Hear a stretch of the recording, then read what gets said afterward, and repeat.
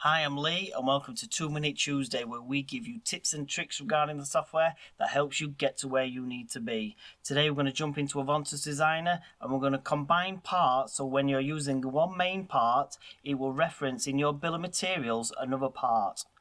Let's get started. Need to jump into Material Master.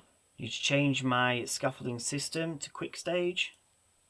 Click Close. Material group, I need to find my steel toe boards. That's what I'm going to deal with today. Toe board steel, click that, click Close.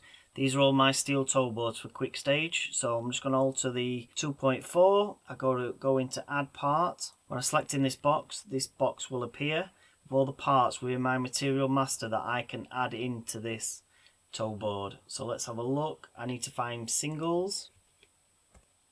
There we go. Tick the box. Click Close. Tick the box here.